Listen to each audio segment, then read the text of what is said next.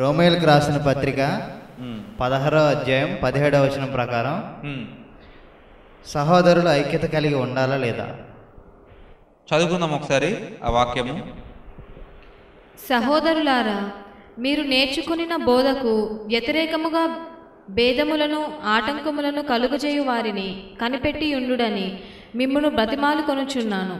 వారిలో నుండి తొలగిపోవుడి. అట్టివారు అంటే సహోదరులారా, అంటే మై డియర్ బిలీవర్స్,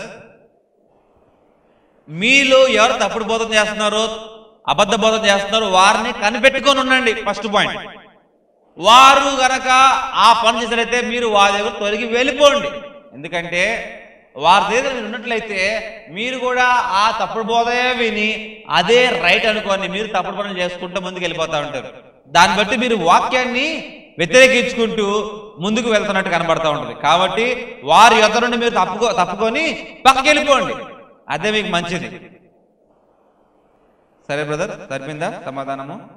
సరిపోయింది brother. Thank you so much. మరి అట్లాగైతే వాళ్ళు కూడా దేవుని పిల్లలే కదా, వాళ్ళని ప్రేమించకూడదనా?